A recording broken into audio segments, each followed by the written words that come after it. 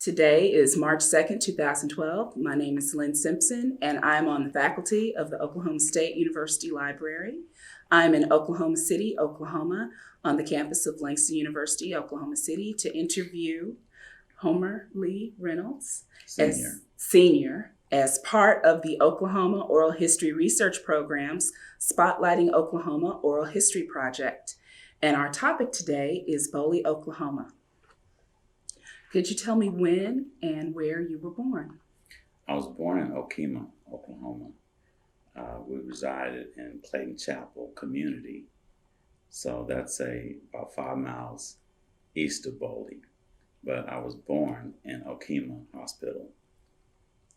Could you talk a little about your youth and where you grew up?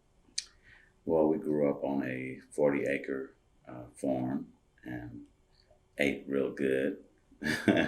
We killed our own beef and pork and raised our own vegetables. And my mom, she canned about 400 quarts a year for the summer. And she raised 12 children. I was number 11. So I was called, the gambling child or whatever, the number 11.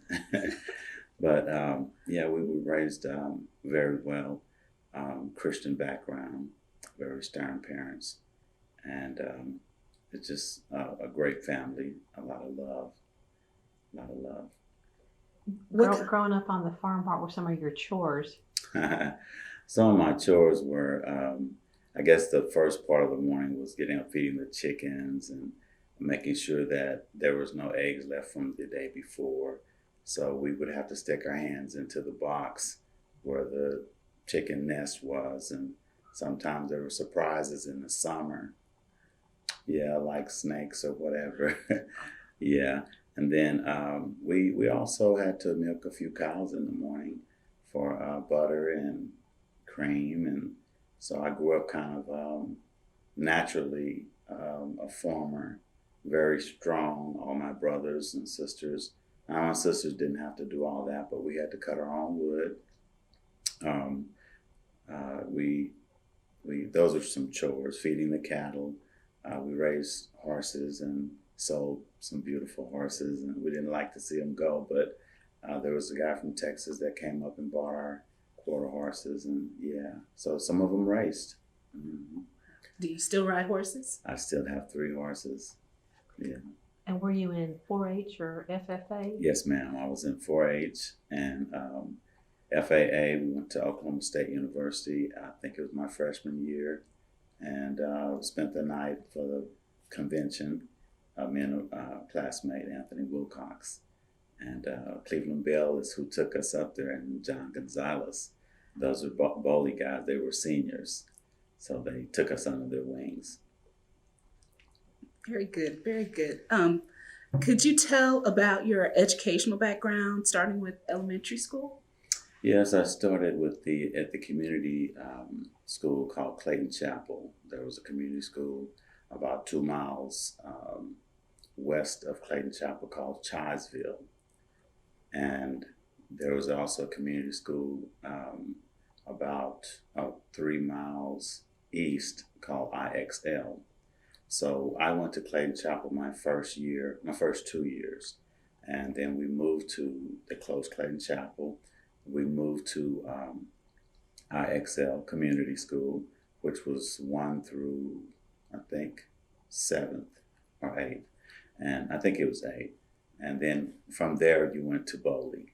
So Clayton Chapel, Choresville, IXL, we all went to Boley starting our freshman year. But they closed IXL down about my 5th grade year. So I went to Boley my 5th grade. And that's where we met all the other Boleyites. So a lot of times we didn't know any of the students except for kindergarten. And then I was able to reunite with some kindergarten friends. I'm like, hey, So we saw them, and that's where I really started Boley, 4th, 5th grade. About how many were in each class? Just an average size? In my first school, we had 3 or 4 first graders. In the second, my auntie was the principal, Essie Williams, and she was the principal of the school, and Deanna Hayes was our teacher, and she was like the 4th, 5th, and 6th, and Deanna Hayes was the 1st through the 4th. So we only had 2 teachers that I can remember that handled all the students, but they had us in sections in one big classroom. We had one good cook, and her name was Mrs. Bass. Mrs. Bass was our cook, cooking the big biscuits and the peanut butter and syrup and all that. It was really good. We ate really good. But then when you got into the IXL community, it was more students. It was like 13 in my class, and then you went into Boley, it was more like 26 to 30. But it ended up, I think we graduated with a total of maybe 16 or so, because several left. Their families were leaving Boley, going to Oklahoma City, and we lost several students our freshman year in high school. What year did you graduate? 1979. Okay, so it was at that time that people were moving. Mm-hmm. Who were some of your favorite teachers? Oh, wow. If that's okay. Yeah, that's okay. Okay. Like I say, Miss Deanna Hayes was my first teacher, and then Mrs. Nash was my second teacher, I'd say 3rd and 4th grade. And then you had Mrs. Owens. I'm trying to think of her first name. We didn't call first names back in the day. But Mrs. Owens was my 5th and 6th grade. And then we had Mrs. Relaford. That was when I think she was my 5th, before we went to 5th and 6th, because they split us up. Ivory Owens, that's her name. But also a teacher that stood out in my high school was Mrs. Venters. She was Colleen Mixon Venters. And she was our sponsor, great inspirational lady, took good care of us, taught us how to work, in the real world, apply for jobs, took us to OSU and OU to visit the schools. So those are some, and I can't leave out cousin Valma Ashley. She was the German teacher, and she came in and sit in for Miss Venters as a sub. And she taught us German, and we had to cite German and German poetry, and so. How many foreign languages did you have at Boley High School? We had German. That's all I remember. Yeah. Mm-hmm. Who else have been among your role models, and what do you admire about them? Well, my coach, I guess my first coach would have been Mr. Stanford. He allowed me to be on the junior varsity. I was in the 8th grade, and you weren't really allowed on junior varsity, but I was the only 8th grader that was allowed on the junior varsity. And he told me that I would be a great player someday. And I had brothers that played very well and, did really good in school. And then Mr. Quinn was my freshman year coach. And I played a lot basketball my freshman year, sometimes a 6-man off the bench, and wasn't liked by all the players sometimes, but it's just a freshman trying to make it. And then my sophomore year, I became captain of Boley High School for 3 years. Yeah. That was a big honor. I had 3 queens. The captain of the Boley Bears, that's a big honor. Big honor. How did your family come to live in Boley? We never moved to the Boley area. We were still in the Clayton Chapel community.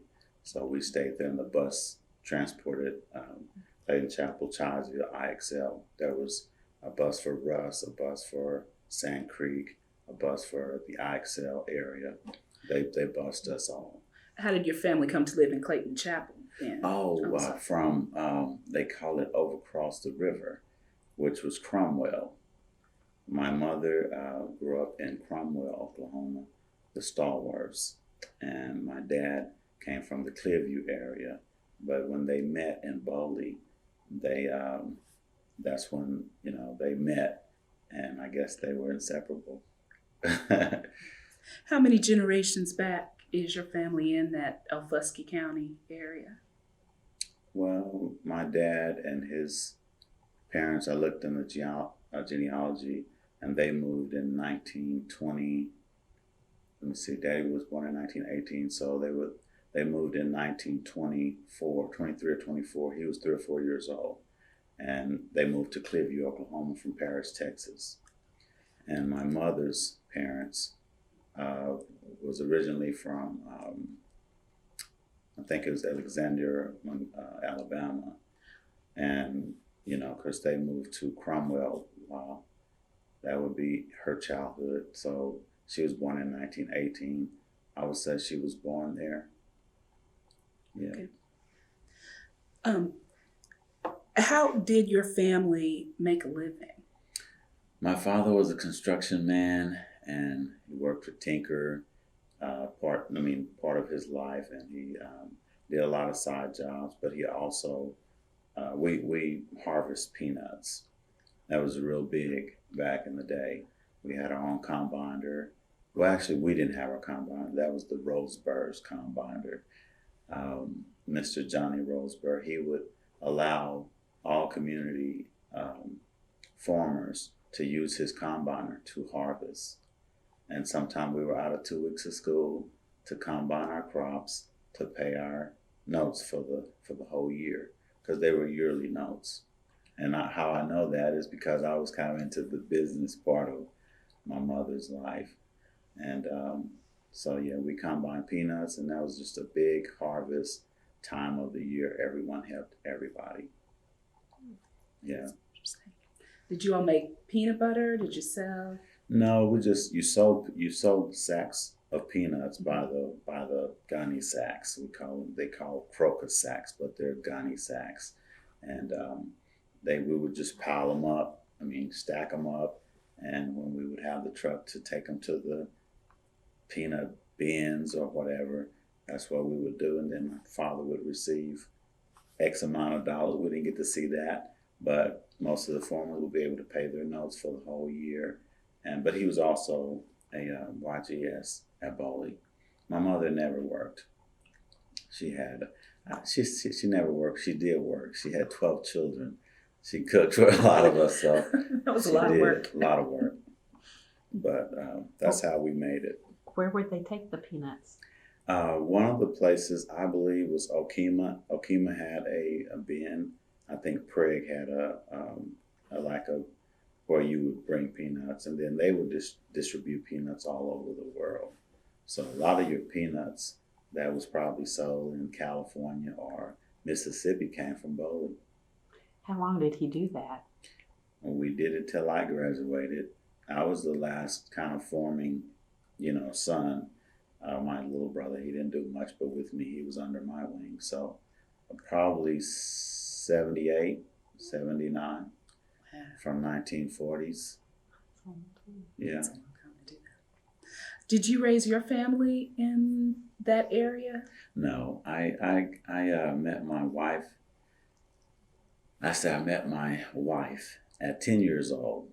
I was cutting yards. I was a hard little worker, but I was cutting yards, and this long ponytail girl would be looking at me and her little brothers and sisters around the corner of their house. And I was cutting Cousin Cuetta Holloway's, Ernest Holloway's auntie. I was cutting her yard, and I would see this little girl, and I never met her because I was still in another community school. And so when I came to Boley, I saw that girl. I was like, that's the girl I saw around the house. And, we had that kind of connection.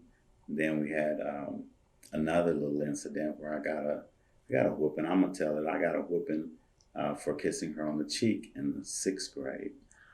Miss Ivory Owens, I'll tell you, whooped me on the table in front of all kids. And but that's ended up being my wife. And we have 2 beautiful children. I'm the father of 4, but we have 2. And we go to Boley every Sunday for church. So we raised them in Boley, but not in Boley. We live in Midwest City. They grew up in Choctaw School District. Mm-hmm. Why do you feel this commitment to keep returning to Boley every Sunday? And for Well, different things? our church is the non-denominational Full Gospel Church of Boley, Pastor Jones, Cleophas Jones, and Wanda Jones. So we have been there ever since it was built, and I just find joy in serving God. He's kept me married 27 years, March 8th.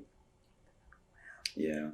And so for a young man to say that, it's a blessing, but it comes from God, because we used to be bad. Oh, what was your profession and how did you choose it? Well, I did not want to do any more construction when I left Boley. I went to Oklahoma State University. I said I would never do construction again. But my dad raised a lot of children, and I think God showed me that this can be your bread and butter. So it was like I didn't want to, but the first job I got out of Oklahoma State University was in hotel restaurant at Sky Chef. And so I worked there, and it was okay, but my brother had a better job for me the next summer, and I did that, and also sold books in Memphis and Mississippi in 1981. And so I have a variety of career jobs, but they weren't really career jobs, they were just jobs. So I got into the construction field in 1981 professionally, after going to Rose State for 2 years and playing basketball there. And so construction I was encouraged to open my own business, and that's what I did. 1987, yeah. Did you graduate from OSU or just? No, and that's an interesting subject. Oklahoma State, my dad passed in November, my freshman year. He dropped me off and said, "This is a big place. How are you?" We're coming from Boley. And he was like, "How are you going to make it?" And I told him, "Dad, I'll make it. I'll be fine." So I think he gave me $5 or $10, and I was good. I had a scholarship to Oklahoma State academically. And my freshman year, it was okay, but it was hard because I had to go back to Boley every weekend to take care of Mom. There were still cattle, horses, everything. And she said, "I can't do this. I can't do it." Then we lost a brother, Lynne Reynolds, in January the 5th, 45 days later. And I get emotional, but it was hard on my mom, very hard. So I was not at OSU on weekends. I was always in Boley. And the next year, they asked for my mom's assets and my dad's death certificate. And I went to the president, and he was like, "We can't afford you if she has this amount of money over here." I said, "I'm number 11 out of 12. We promised to never ask her for any funds." And I just feel like you all know, and that's why I left Oklahoma State in 81. What was your major? Hotel restaurant administration. Was it? Mm-hmm. What is your earliest memory of the Boley area? I guess going to the first time going to a rodeo. I mean, I didn't get to go to a rodeo till I was probably 11 or 12. I mean, because that just was not for my mother's kids, not the kids, not the grown-ups. When I say grown-up, we're talking 16. We're talking dating age. It was dating age at 16 in our house, men and women. And, Boley Rodeo was the biggest thing ever, but you couldn't get there. You just hear about it. You was out in the country, but you just couldn't get there. Phenomenal. You'd hear all these things, and finally when we were able to go to the rodeo, amazing how that many people can be in that little town. And then Sunday, Monday, it's like, okay, what happened to that town? So a lot of people used to come there thinking, wow, this is a black big banging town. No, just for that weekend or homecoming or something like that. Do you and your wife still go to the Boley Rodeo? Yes, we never missed unless I'm out of state. Yeah, and the children, they enjoy it. What is your fondest memory of Boley? I'd probably say basketball. The going down to McCormick's cafe. He built a concrete pad, put up 2 goals, full court for boys. Yeah, we had Welika, Clearview, Wewoka, Seminole, New Lima, Okahoma. Meet us there. You want to play some ball? Meet us there on Sunday afternoons. Do you still play basketball? I still a little bit, but not much. I mean, I probably stopped playing basketball about 5 years ago and got into racquetball and golf. So, but yeah, that was my fondest. Winning the championship, the last championship that was won was our year in '76. And we had some great players like Nathaniel Quinn, which was captain, Alfred Roseburg, Forrest Lee Jr., J.C. Callahan, Sonny Martin, Floyd Ramsey, Kenneth Spratt, Elmer Lugran, myself, Greg Johnson, Anthony Wilcox, Eugene Jenkins, and Roy Trine. That was about the team right there. I think Charles Coleman might have been on there also, but yeah. So that was the all-state. That was the last state championship ball that we brought to Boley. Oh, okay. Yeah. And there's probably 4 or 5 balls there. Yeah, maybe 6. Some runner-ups and 4 championships. How was the basketball team after that? Did they? Yeah, they went to the championship and played against Hammond and got really cheated out of that. I mean, Dwayne Williams and Willie Reynolds Jr. and Fred Holmes. There were several. What's his name? Larry Spears Jr. There was a great team then that came up to the state tournament and just didn't make it. Yeah, politically. Describe the house you lived in. The first house we lived in was a small, I would say 2-room, because the back room was the children's room and the front room was my mother and dad's room. We were talking the bedrooms. Then you had a living room and dining room, kind of kitchen. And it was just a small home with 2 big concrete pillows on the porch. And, then we built a house in 1968 and brought that house, a 3-bedroom with running water. At first, we didn't have running water. A lot of people in Boley did not have running water. We drew our water from the well, and we was able to take baths within the tub, and so but that was the most clean. We were so clean. I mean, we starched our jeans and had our T-shirts and our Chuck Taylors, and we were clean with a nice afro. But we were clean. That's my mama. She made sure we were clean, just clean kids. Without running water, then laundry day would have been. Laundry day was on the back porch with a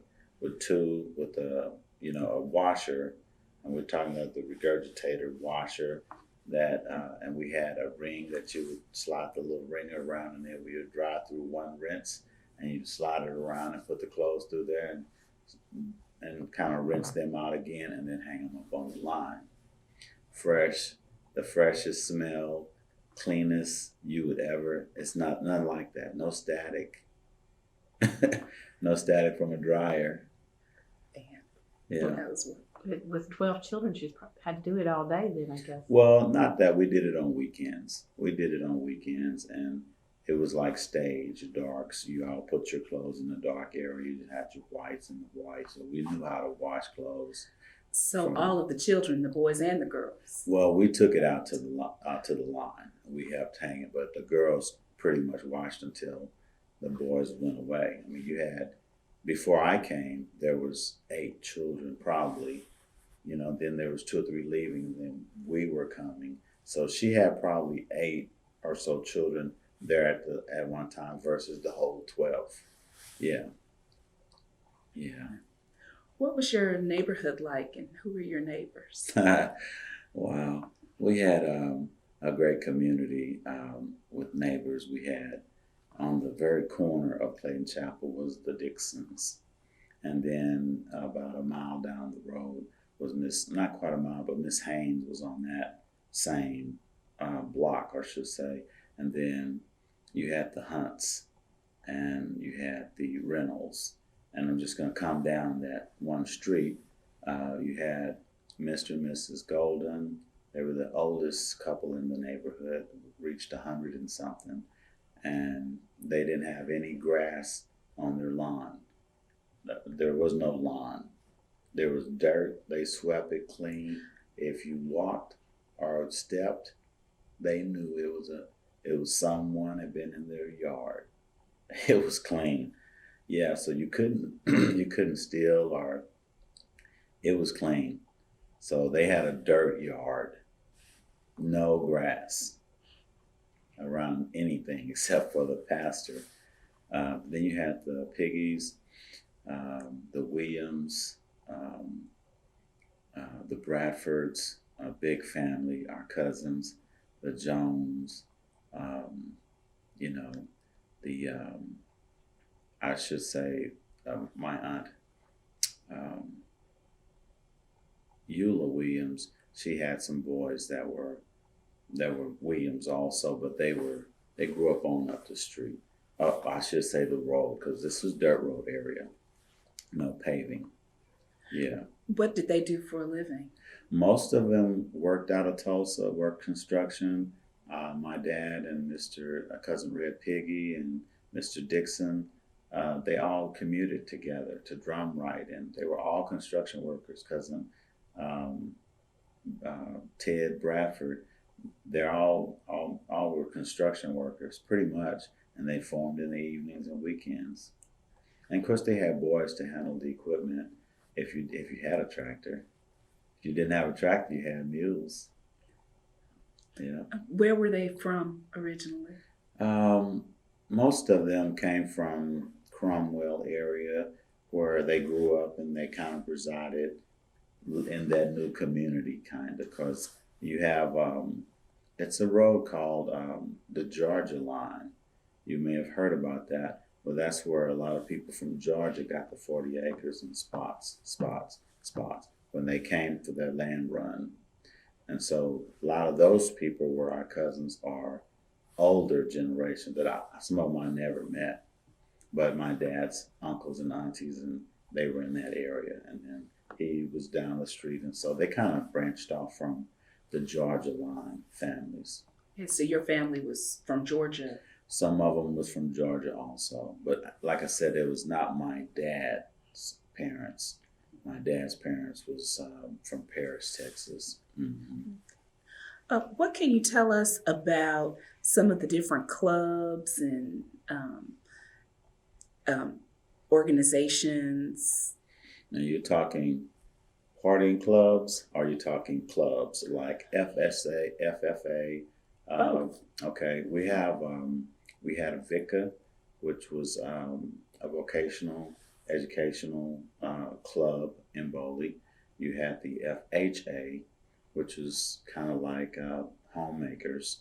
Then you had the FFA, and another club we had it's called a drama club, which was opened by Lance and Lee. I should say founded maybe in Boley by Lance Lee, and he was a drama instructor and English teacher, and so it was called the Black Seeds. And we went to Oklahoma State, Langston, and performed in Barton, a lot of universities that he was able to get us in. We performed art, plays, and drama. Beautiful. What plays? Do you remember any of the plays that you did? Oh yeah, we had some plays where we went to the like a rodeo ground, and there was like a little scene or a skit for the couple, smooching or whatever, and then you'd have another person making a poem about a love scene, and he was just creative. He was very creative. We had poems, love poems, kind of like serious poems. We had a lot of poems, a lot of drama, little street stuff, some street stuff where you had a lady that had a boyfriend, and they kind of like he was maybe the player type, and as soon as she left, he would get his little book out, make a phone call, get another lady. I mean, it was just the way the world was. That's kind of how he brought his plays. Did you all get to help create? Somewhat, but he wrote pretty much everything. The only input we had was, well, can I do this at this point? He said, okay. So just a little stuff. Our input was very small, though. It had to stay professional. Yeah, he's a very good writer. I mean, Lansing Lee. Right. Very good. Very good. Very good. That's why I said we enjoyed his class. He was creative. We even had debates in his English class at Boley. We never knew anything about debates until he came to Boley. Yeah. How would you describe Boley today? Wow. It's not a ghost town, but it is a town that needs guidance. It is a town that needs. Our churches are probably the largest organization right there now. Our churches are. And we get together. We don't bump heads. They have a minister allowance where they have planned all their whole year without interfering with another church's program. No. That's awesome. Yeah, you don't get that anywhere else. The minister allowance. Mm-hmm. How does that compare to the city of Boley now compared to when you were in high school and growing up? Well, you had kids, you had Friday nights, which school is out. You get your t-shirts, jeans, you dress up, and you have a hamburger at True Love's, or McCormick's, or used to be Tomlin's grocery store had some of the best barbecue bologna there was in the world. So that's kind of what you did. Or you had Ben Keys had an ice cream parlor and hamburgers. And a lot of people may not talk about him, but he's the department store that was in the town of Boley, and he furnished every kid with clothes, brand new, jeans, everything, leather, tennis shoes. He had all the up-to-date suits, everything. But the Friday nights was a party kind of night. Wasn't bad, but we kind of hung out and made that circle. There's 2 circles. You go down to the end, you make a circle, and you drive back up. You make a circle. Now everybody has seen you, and you can park your car. And so, but then Saturday nights, you'd have a lot of people coming from different cities and little towns to come to Boley because it was live back then. And then even before my time, it was probably a little more liver, but it started dying out a little bit. But most of your weekends was real busy. And then, of course, Saturdays, the daytime you had chores and things to do, but Saturday night you were able to, as I got older, I was able to drive myself to Boley, and I wasn't restricted anymore. Yeah. Who makes up the Boley community now?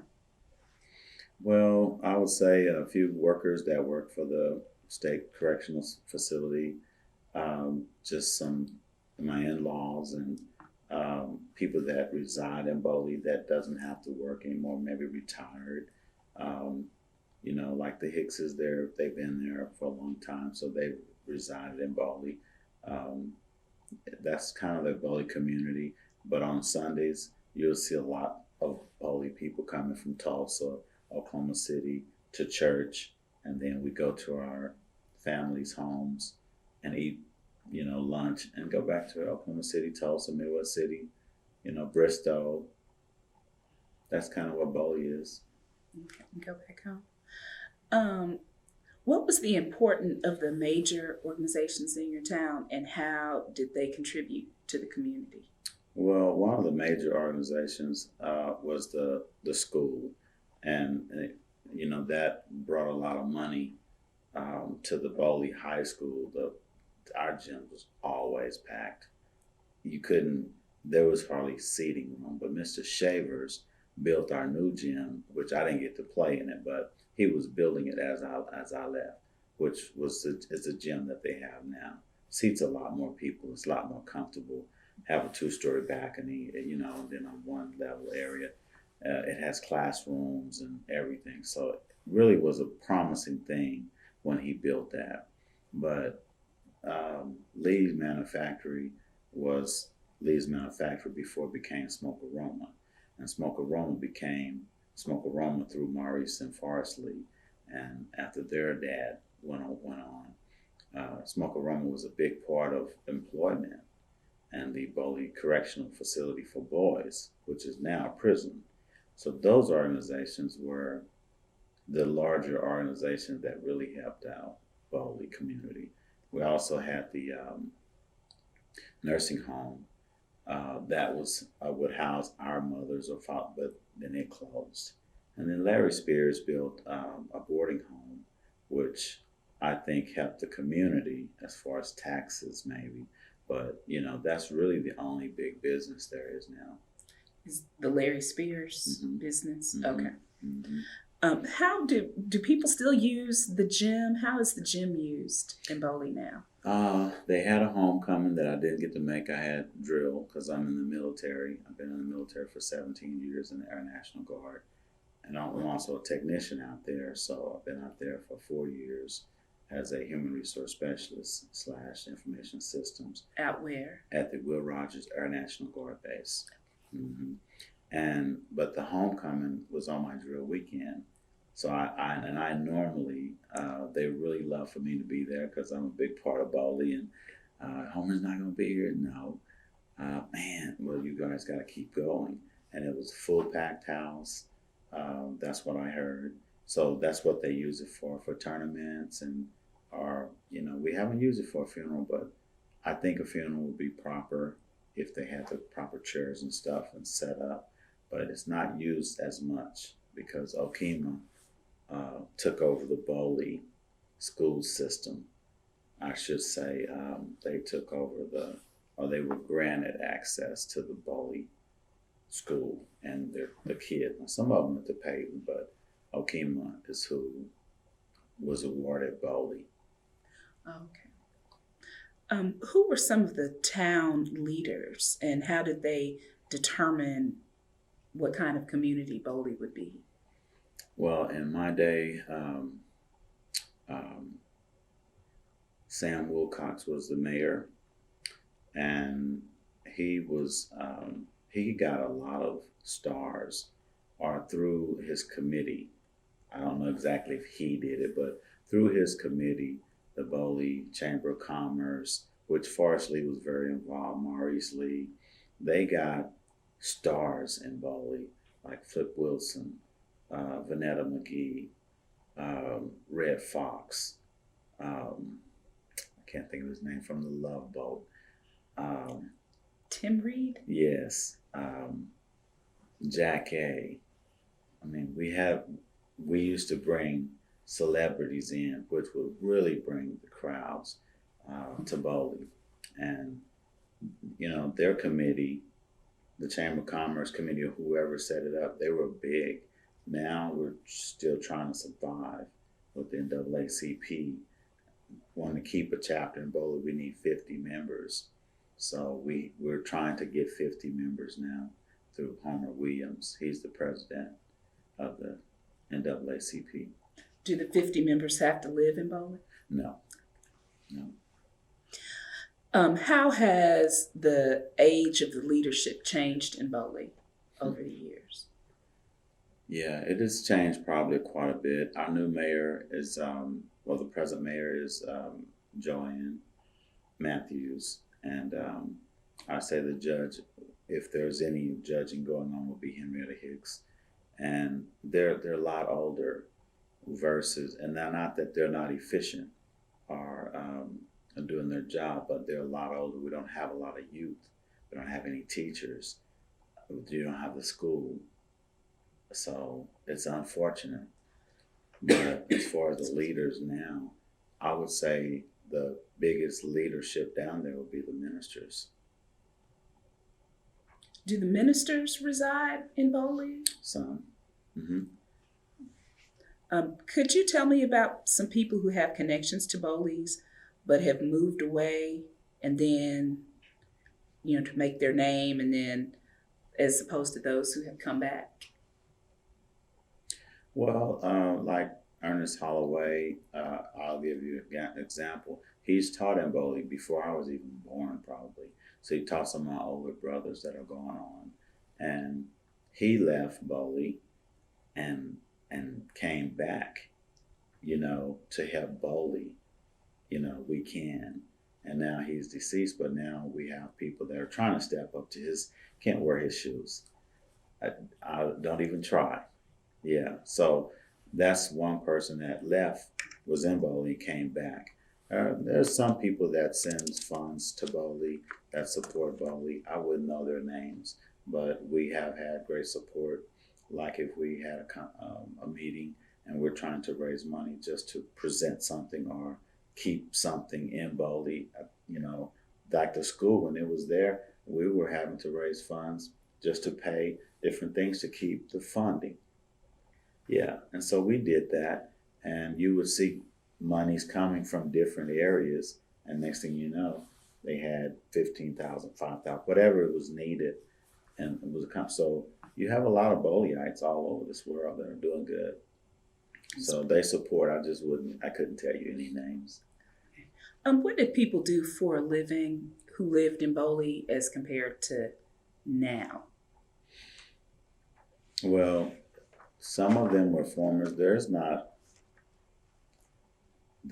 any farmers in Boley that I know of. There are ranchers in Boley, where we have, like the late Skip Richardson that just passed. He was a rancher. We organized the Boley Cattlemen's Association. That's an organization that we brought back to Boley, which I'm the treasurer of, and Skip was the vice president, and Leonise Mitchell is the president. So we organized that to the heifer program from Langston, Oklahoma State has offered a grant with heifers. If you raise your heifers, if they give you heifers, you raise them and you give back to another community or to another group that was a part of heifer, or OOHRP, the Oklahoma Farmers and Ranchers Association. So those are some of the things that are there now, but we just don't have a lot of meetings, but we have organized it. It is still in function. So, but they're more ranchers than farmers, and more or less retirees than employees. Would you invite us? Could we come to one of those meetings? Yes. Okay. Mm-hmm. What was the focal point of the town when you were growing up? The focal point was education. I mean, all of our teachers were, if you got in trouble, you knew what lick you were going to get.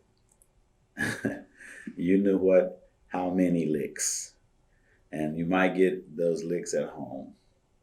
So our parents agreed with that system. We also had devotion, which they took that out of schools. And that was kind of sad because we looked to have the Pledge of Allegiance to the flag, a little prayer. That's what taught you how to pray.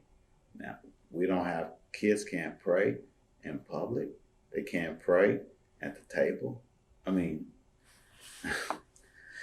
I have a question.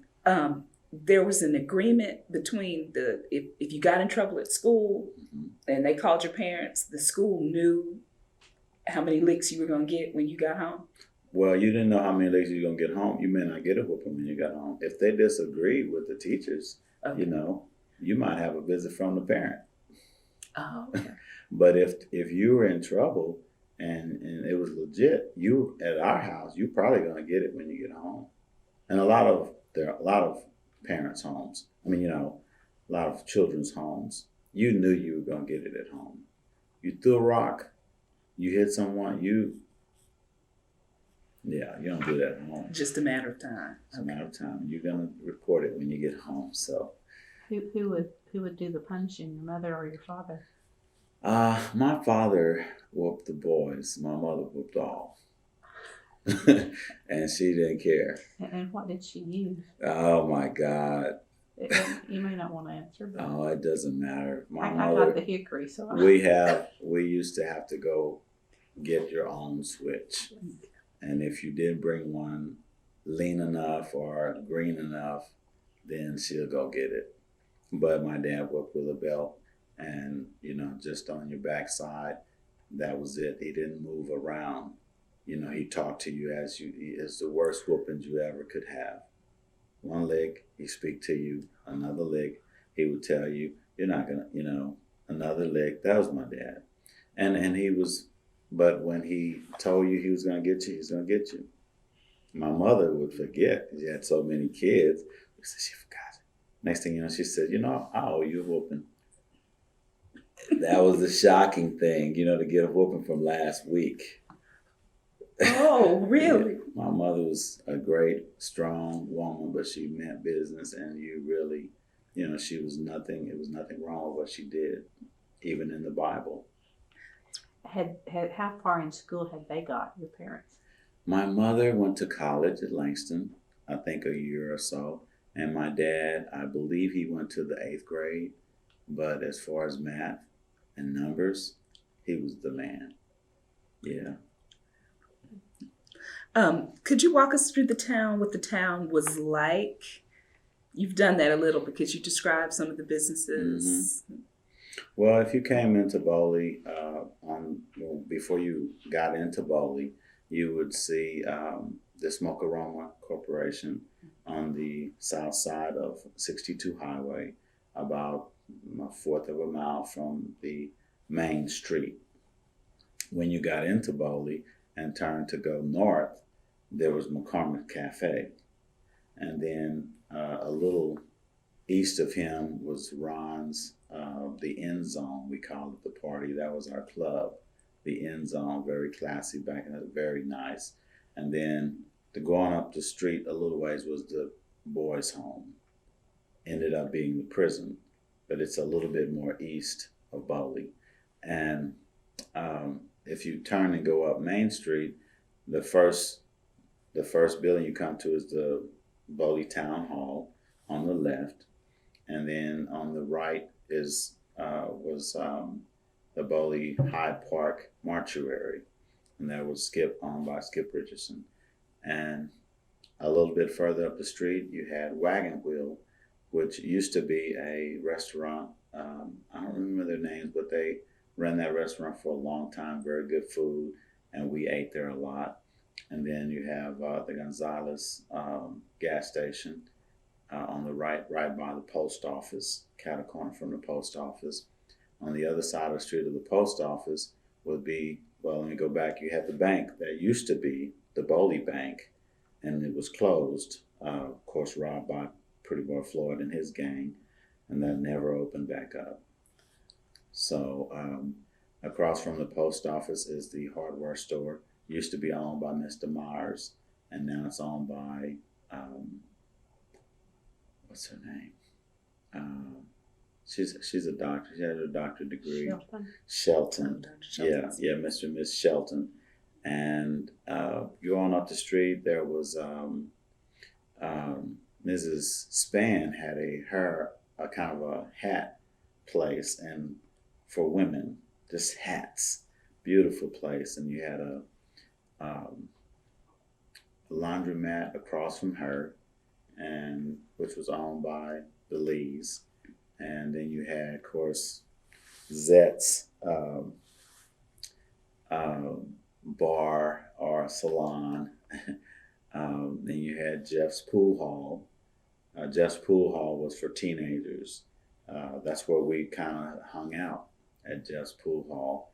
And then across from Jeff was Ben Key's department store, which used to be ice cream parlor, hamburgers, and then he moved into a department store, and he has several rooms upstairs. He used to keep a lot of boys and that was kicked out of their homes or whatever, and kind of gave them a place to stay and go to school, kept them in school, especially athletes, because, they were just mischievous, and but he allowed them to have a room upstairs. And across from him was the used to be a Wilson's grocery, and then the old Moore grocery store became the Banks grocery store. This is in my day.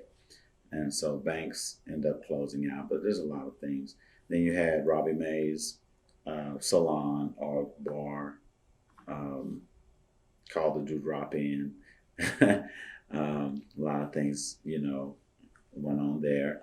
And then across the street from her was the old Hyde Park, where Skip's dad used to have and mother used to have a funeral parlor right in that area. And down the street from her was the Thomas grocery store. These were all buildings that was up and flourishing and booming. And across from him, on the east side of the street, there was a barber shop and a beauty salon right by each other. Mr. Alexander, Marvin Alexander, owned that barber shop. I think Mrs. Wiles had a beauty salon in my day. And then going on down across from him was True Love's hamburgers, the best 25-cent you could buy. The greasiest hamburgers, but they were onions and pickles and meat and bread. That's it. Mayonnaise or mustard. And he had pie. Miss True Love made the pies, and which was sweet potato pie. And then you had Mrs. Oliver had a thrift store, Mrs. Letha Oliver. So you went in and could buy some used shoes, used jackets, used shirts, used everything. So for people that didn't have a lot of money, she was able to help them out. And then across from her, which is the Climax Lodge 116, which I'm a Mason. I'm a part of that lodge. And pretty much after that was the phone booth and community. But that's Boley, except going to the school and going to the rodeo ground. Oh, the Masonic Temple. Mm-hmm. Do you have any memories of that?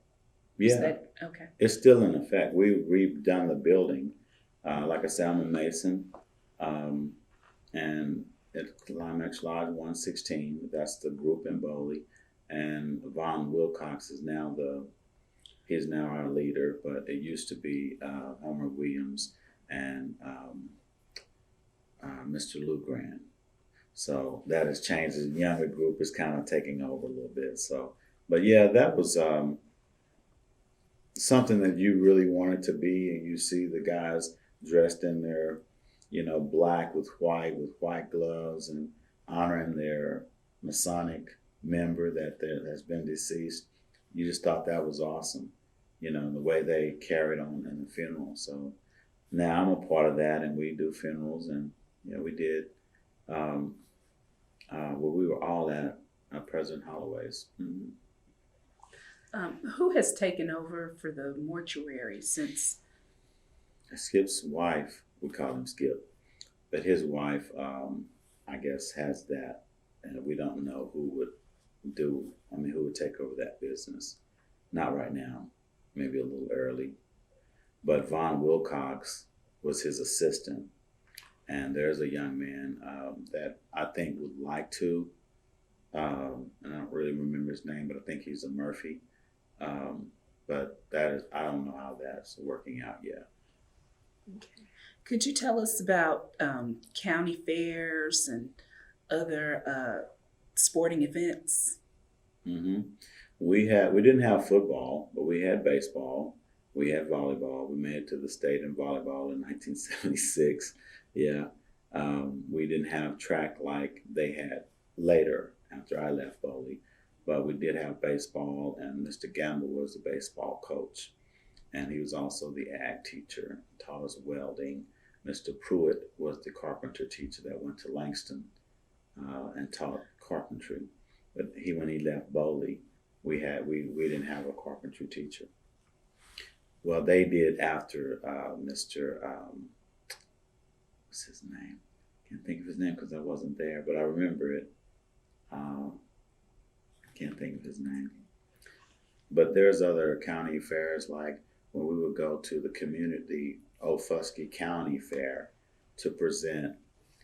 Now we raised corn, we raised peanuts, so you could bring a bunch of peanuts. A bunch is a group of peanuts on a stalk, but that's a bunch and one plant. And if they were judged, you could get first place, second place, third. And me and my brother, we presented corn from the field, and they pulled back the stalk, and so we got blue ribbons sometime at the county fair. This is with canning, everything kids wanted to do back in the day. I don't know if that's live anymore or not. What kinds of things did your mother can? You talked about that earlier. Yeah, she canned. My mother canned everything from greens, green beans, peas, black-eyed peas, beans. We grew pinto beans on our farm. Corn. She canned corn. I mean, everything that you would think. Okra. She even put a little vinegar in fish, and we had salmon, croquettes, and the bones dissolved. Yeah, my mother was sharp. She was sharp in that area. Yeah, peaches, apples. We had apricot trees. We had cherry. We had walnuts, pecans. We had everything. Yeah. How had she learned how to do the canning? I think from my auntie Essie Williams, which was the home ec teacher from Boley. Yeah, she would call her and say, "Get your sure gel for your jelly, this, and this." So I know a little bit about sure gel, and that's for your jellies and stuff. But we preserved apple butter. I have some of my mom's recipes, cha-cha. I have, good stuff. What, your beans and cornbread? Chow-chows. Yeah. Yeah, that's it. Did she have time for home demonstration clubs? You're talking about like I would say like mission programs or something like that, or prayer mission. They had those kind of things. My mom went to prayer band. There was a prayer band that was originally founded by Teresa Hubbard, and they had prayer band on Tuesdays and every Tuesday and sometimes Saturdays, and sometimes they would pray a lot more, but they really was dedicated to the prayer band. And so when you say mission board or things like that, or women's club, my mother wasn't into that because Boley wasn't that kind of, but as far as mission and prayer band or Sunday school, that's the kind of things that they were in as far as the women. What community traditions are celebrated today, and how do the celebrations compare to the way you celebrated them growing up? There's no comparison. We don't do the community. Like I said, Boley is based around churches now, pretty much, except for homecoming communities.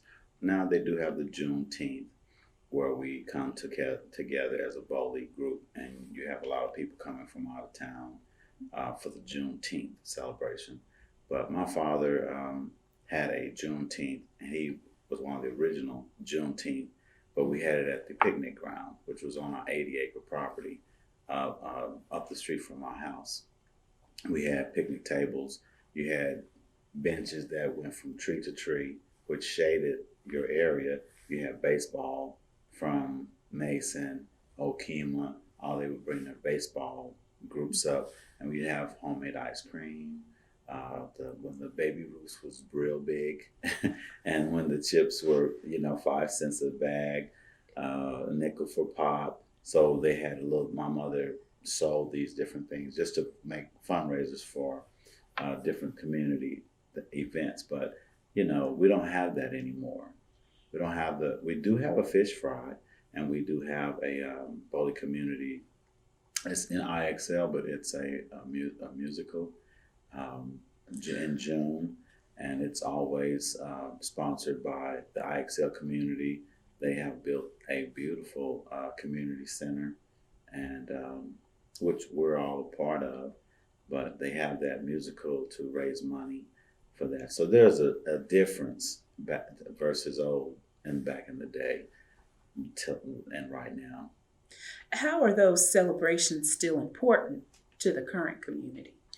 We look forward to going to Boley and having those community. And one of the things that we do as churches, we have events that we take our children on in the summer, and they look forward to Frontier City. So that's the difference versus having your little, we don't have like the little carnivals. Halloween carnivals, they do still have in Boley, where you got the big barrel of apples where you dip and get, those kind of things still go on, I heard, but I haven't been involved with that in a long time. So, does your family still have property there? Yes, we still have property. We own it still? We still own that, and we still have the place out at my mom's, where we were born and raised, and we still keep it up. During the week, no one lives there? I do have a niece that lives there now with her little family, and they go to Boley, but it's been occupied.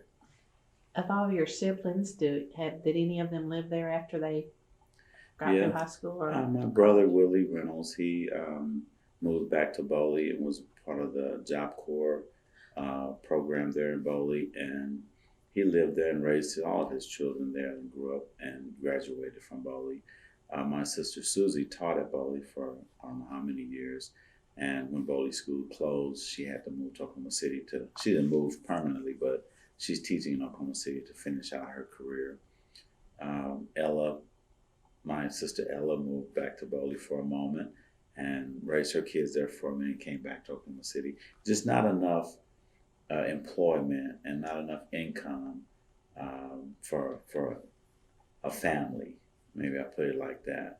I think Deborah, when she graduated, she moved back to Boley and worked for the Boley Correctional Center for Boys. She's a physical education teacher, and she worked for GM for years, and now she's in Oklahoma City. But she moved back from Langston to Boley just to teach a while. And of course, my brother Lynne, that passed in January of '80, he was the one of the police officers and a employee at the correctional facility. So. Could you describe the interactions with other towns like Okahoma and Peyton? Yeah. Now this is, I'm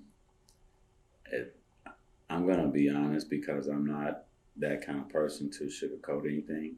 So, but there was times where, and I'm only 50, I say only 50, but I was old enough to see the prejudiceness where we had to go. We didn't understand it, and we were little, and we drove around the back. This is in Okahoma. Now, I'm not trying to put them on blast, but I'm just saying this is what it was. And we went around the back in the alley. We got a bag with all of our hamburgers. Now, we knew there was some good hamburgers coming from somewhere. We just didn't know where Mama was getting them from. Mama, why we can't go in? Those are the questions we asked. Well, we don't need to go in. We're just going to get this to go. That's how she put it. And when we got back home, then she explained to us, we're not allowed to go into the restaurant right now. This is in 1966 or 67, so we went around back. Yeah, and that's in my era. But now, that's different. You're welcome there, and, they need your service. I remember when we played Okahoma in 1976, I believe. That was the last time Boley played Okahoma. They wouldn't play us anymore. Why not? Well, we beat them pretty good. And so we weren't welcome back. Then Prague, we couldn't play them anymore. These were 2A. We were Class A and Class B.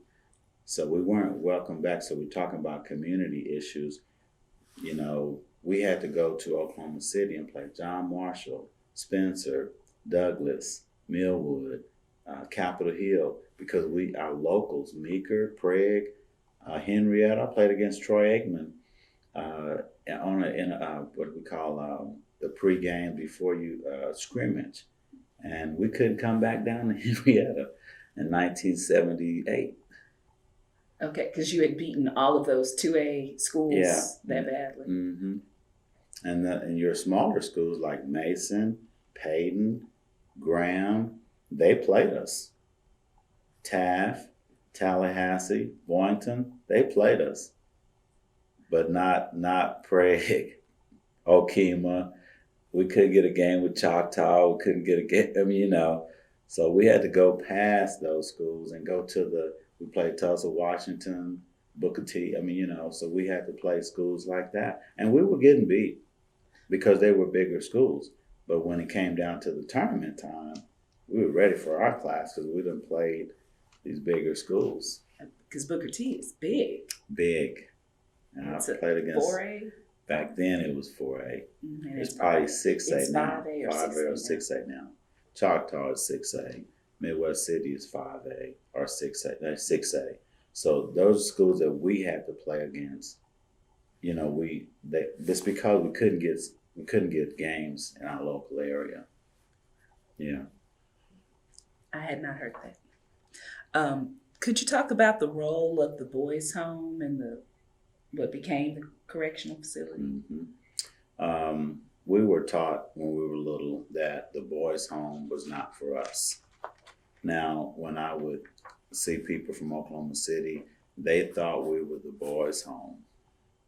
We played basketball at the gym, at the boys' home. That's just who they thought we were, bad boys. No, I'm from Boley High School, not the Boley School for Boys. That was an all-boys school for bad boys or whoever got in trouble. And different schools, Spencer, and they would say, yeah, you all bad boys from Boley. We're from Boley High School. And we had to express that a lot because we were not the boys' home. Now, there was a couple of players that came from the boys' home that was allowed to play with us, but that was it. And so the boys' home was for boys that had little criminal records or whatever and couldn't stay or could be obedient to their moms or dads, and they were sent to the boys' home. There was one also in Tecumseh, boys and girls' home.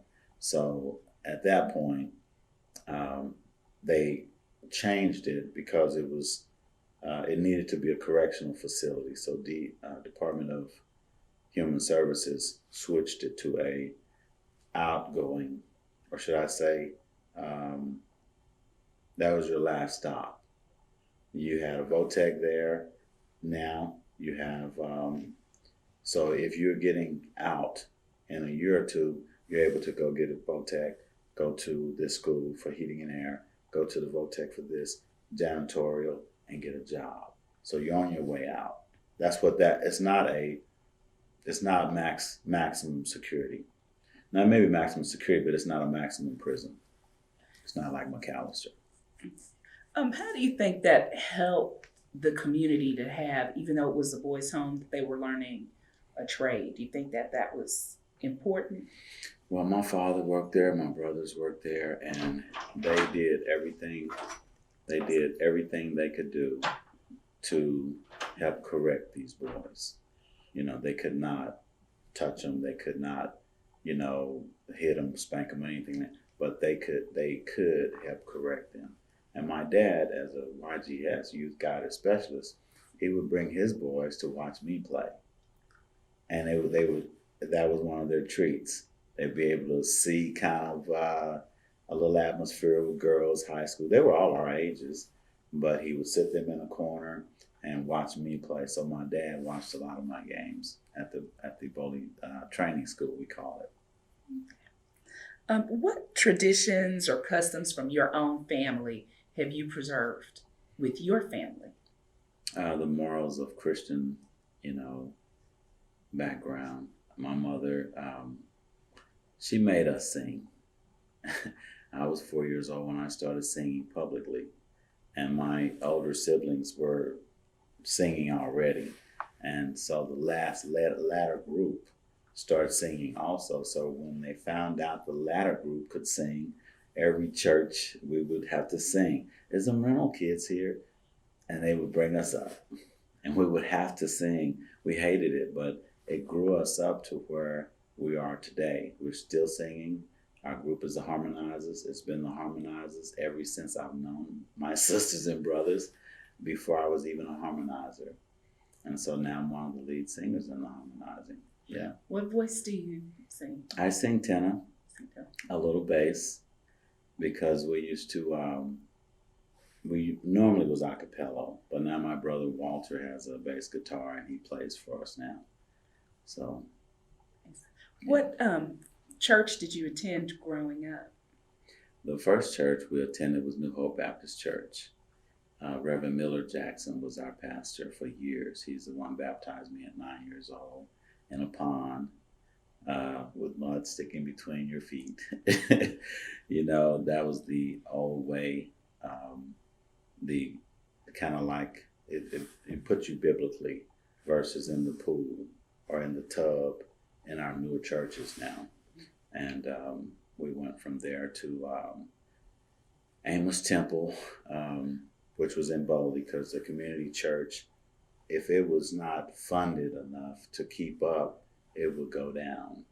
And so that church that we were, it was in our community, in Clayton Chapel community. It's no longer there. They do have a New Hope church now, but it's closer to Boley, and it's still ran by Reverend Kidd, I believe. So, but we went to Amos Temple, and our minister there was Reverend Ruffin. And Reverend Ruffin was moved. The Methodist church, they would pull a preacher and send him to build up another church, and send this preacher over here. It's already developed, and it was like, wow, this is different. So we ended up having to build our own church, not our own church, but develop a church and get a name and all that. So Teresa Hubbard and Cleophas Jones and some of the, like Mr. Stevenson, Reverend Tolly Stevenson's husband, a lot of those was grouping together, and we was in a little refuge at one time, a little bitty room, had church services there till we built funds, and they built the non-denominational Full Gospel Church of Boley, which is probably the most striving church, not striving to, but we may have the most members, let's put it like that. How many members? In our Sunday school, we may have 30, for Boley, and some of them don't have a lot. They may not have that many, but yeah, we may have 19 or 20 adults and 12 or 15 children. And then, our church service is about 50 or so, 60. For Boley is pretty packed. I mean, it's not packed, but that's a good number in a lot of places, not just Boley. Yeah. 60 people on a Sunday morning is a good number. Yeah. What stories have come to you about your parents and grandparents that you try to transfer on to your children? Well, it's like we have the religious background, but we also try to teach them, and my children and my brothers and sisters have the same. We all have the same background, so we're all teaching the same thing, which is treating everybody right and loving each other. And when we get together, it's a big get together. With the Reynolds family, it's a big get together. You could have 4 siblings and maybe 25 people there with your kids, involved. And if there's a reunion, we still have reunions, the Stallworth family reunion, the Reynolds family reunion on mother's and dad's side. So we still have those. That keeps us kind of like knowing our younger nieces and nephews and introducing them to their great aunties and great uncles that are left. What are some of your fondest childhood memories? Fishing, probably. Probably fishing in the rock hole. That's a little place that if any of my sisters and brothers hear that, they would know what the rock hole was. It was a rock. It was rocks all around this hole that probably my brother Walter may have discovered. I don't know, but he was probably the first one that fished there that I know of. And we fished there. We would catch 20, sometimes 30 fish. I mean, the rock hole was just where fish may either migrated there and settled, but it was a rock hole that, boom. I mean, those were fun memories. Is it still there? Yes, I can find it. It's down probably maybe 1 block from my mom's house in the creek area. But that was one of the funnest memories, and probably just get-togethers at home. The Juneteenth thing with my father, with all the communities coming to that every year, playing with kids from all communities. Those are probably my fondest memories. Yeah, Boley was the place. Yeah. I went there in high school for Juneteenth. So. Mm-hmm. Who were your childhood heroes, and was there anyone local who had a special impact on you? Well, you had locals was like, I'll just name a few names. My brother Lynne Reynolds was a captain in 1963 basketball. I always wanted to be like that. You had Johnny Roseborough, captain and former coach. He was one of my coaches. Jerry Alexander, we're talking top athletes at Boley High School. So yes, you wanted to be in those, you wanted to be amongst them.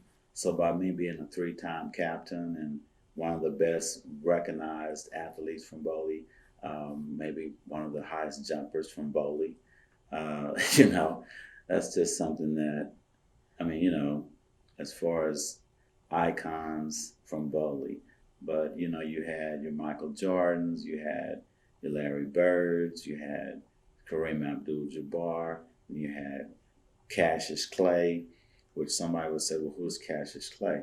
Well, he became Muhammad Ali.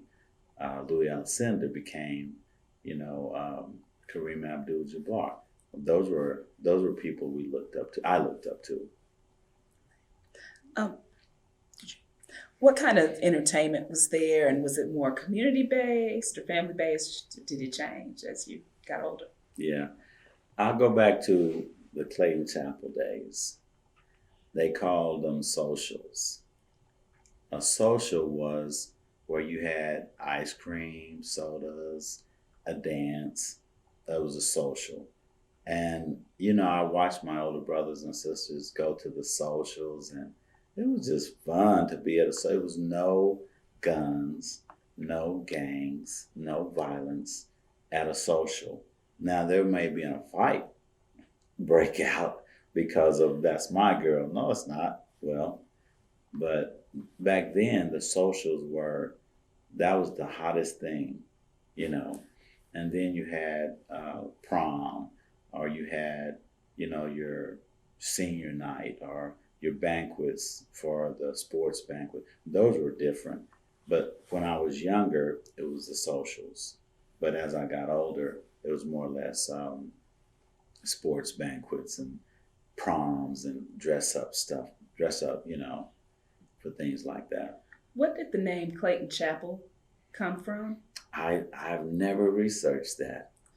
But Clayton Chapel, Childsville, there's so many names back, Russ, Sand Creek. I don't, there's a history, but I don't know where that is. Yeah, we know where the name Boley comes from, Mm-hmm. but then these other names are coming up like IXL and Sand Creek, who named them? Rosenwall. There's a lot of little bitty communities that made, and they were big schools. They were flourishing back in the day. But then as they would close and people were moving closer to the town of Boley used to be pretty big with the hospitals and theaters and college and different things like that. But that was way before my time. Football, we didn't have football in my era. What was the role of music, and what were your favorite songs growing up? We couldn't listen to a lot of stuff unless Mama was not at home. So, we did love Elvis Presley and James Brown. Now we would rock them, and at the socials, of course, there was not any gospel played there. But other than that, we were pretty conservative with music, But we knew, like Dinah Ross and B.B. King, and my daddy. That was probably one of his favorites. You hear him just, so sad, Daddy. That's so sad. They're just talking sad music, but it wasn't to them because they was talking about the reality of their time. So they'd listen to B.B. King, but you'd go and listen to George Clinton at the social. What were the special food traditions that your family had, and how do you preserve them? One of the things that we would be in the fields, and when I say the fields, we didn't have a lot of Bermuda grass on our place at that time. Though we kept our green pastures was green pastures, but it was beautiful. So we didn't have a lot of Bermuda grass. We chopped our peanuts, we chopped our corn. There was 6 or 7 of us taking 2 rows at a time. By the time you come up and down 2 or 3, you knocked out a portion of the fields. But we would smell the beans or the peach cobbler before the beans or the fried chicken. We knew what was going on in at Mama's. I mean, that's greens. No, it's not. That's beans. I mean, we could smell it. So those traditions, as far as the home cooked meals, the cornbread, beans, or potatoes, and but Mama always had a dessert. Always had a dessert. Blueberry pies, peach cobblers, apple cobblers, German chocolate, pound cakes. I started cooking at 10, so I know all about that. So you cook peach cobbler and... I don't cook the peach cobblers like Mom, but my pound cake went to a lot of people at 10 years old. My auntie, every time I see a pound of butter and 4 eggs, I knew my auntie had sent it. Cora, my father's, Cora Mobley, my father's sister, she would always have me to do her pound cakes. So, yeah. And when was the last time you made one? Let me see. About 3 months ago. Yeah, I cook a lot. And my background in cooking went from dining room management at Votech and Shawnee. Miss Clater was my teacher. She was from Hawaii, and she presented me in a lot of contests. So I was a student of the year, I should say. Student of the year at the vocational at my senior year, and got a nice plaque being student of the year at Votech before I graduated. Then I went to hotel restaurant school in Stillwater, and in that area I learned how to professionally cook, chef, different types of things. But I'm just a cook. I love to cook. My wife loves me for that. Nice. Do you have any special family heirlooms or keepsakes from? Mm-hmm. Could you tell us about them? I have the belt that my dad whipped me with. I still have it. It's and the buckle.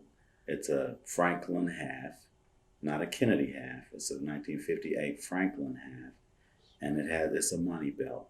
It has a zipper inside, and that's where he used to keep $100 bills.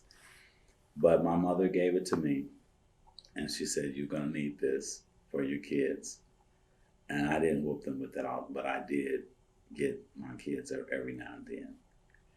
That's one thing. And then she gave me, I have a buck knife that was my dad's. I still have it. I have like I said, I have that. And from my brother, from Lynne, he made me a silver dollar buckle that's, mounted into a buckle. And I still have that. So there's a few things that I have from way back. That's cool. Could you describe, I know we've talked a lot about eating, but could you describe your typical family dinner? And did you all always get together and sit down as a family? Yes. When we would eat lunch, well, first of all, let's start with breakfast. Breakfast at Mom's house was full. I mean, we stuffed our own sausage. We smoked our own sausage. We cured our own hams. We cured our own bacon in the smokehouse. We had a smokehouse, and it was hickory smoked. So we raised our own meat and like that. But at breakfast, rice, biscuits, I mean, the full breakfast, we all sit down to eat, because if you didn't, it was gone. If you didn't get in your place, and our table seated 6, 8, at least 8 to 10. And so our breakfast was like that. Then when you came from the fields and my mother would have lunch already going, we would all sit down and eat at one time.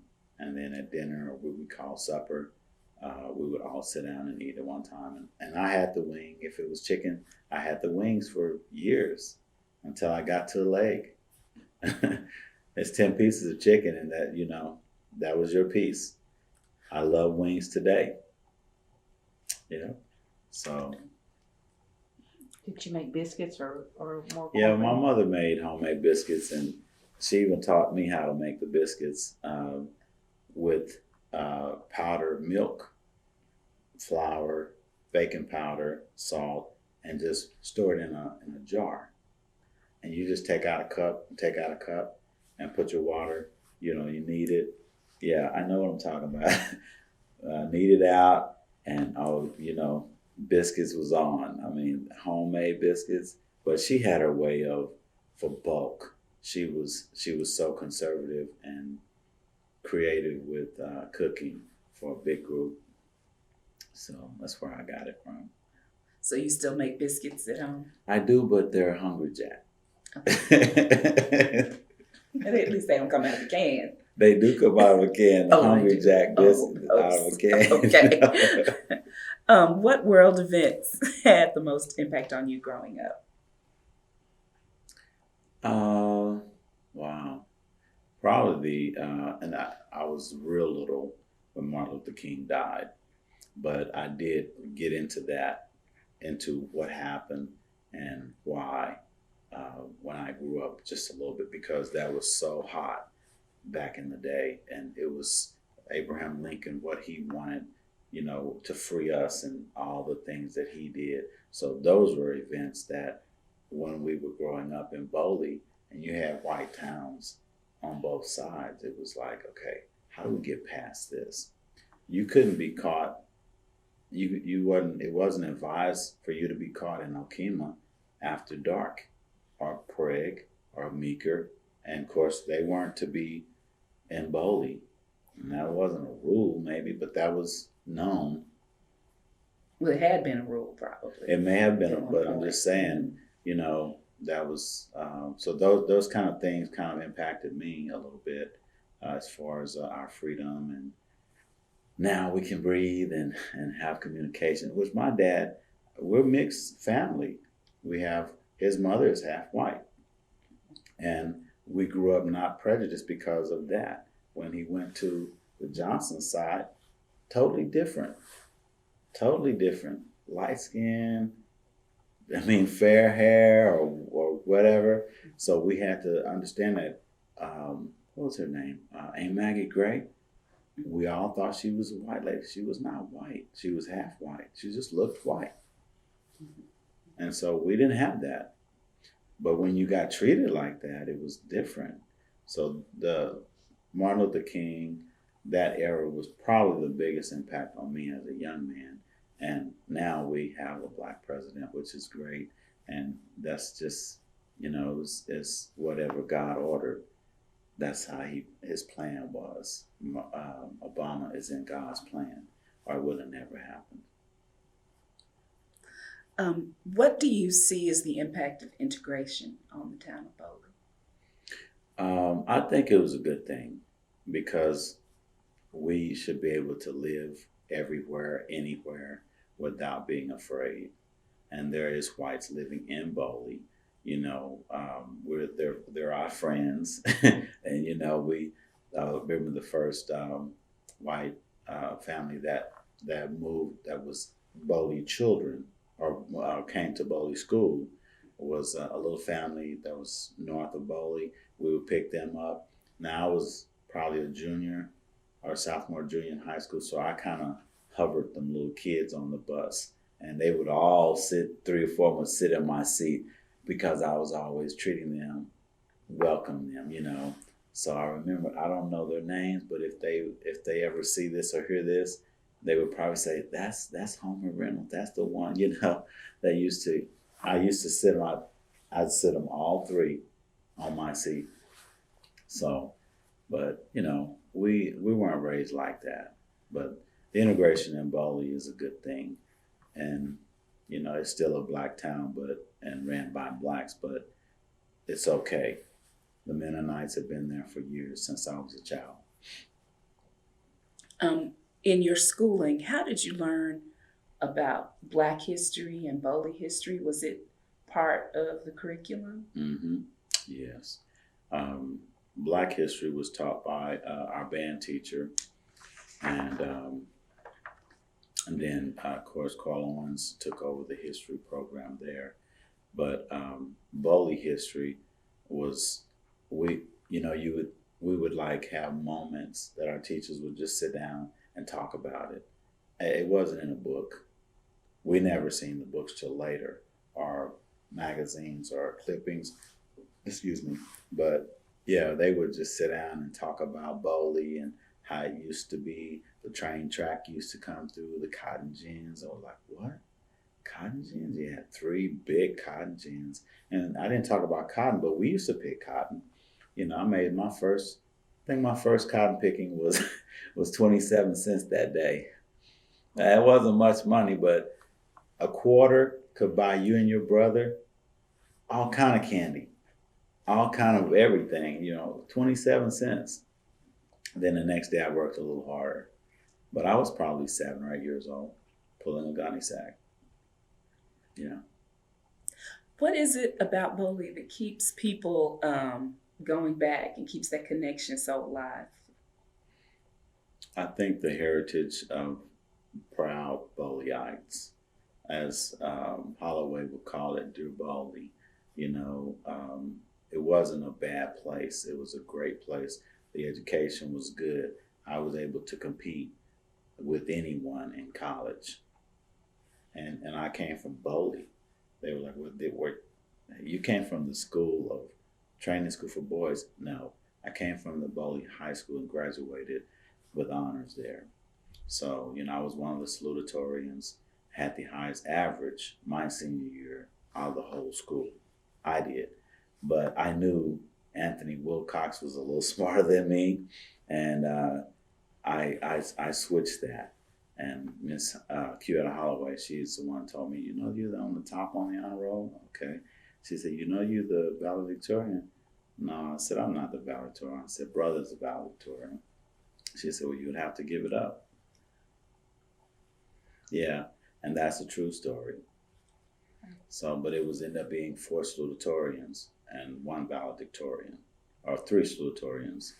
Yeah. Mm-hmm.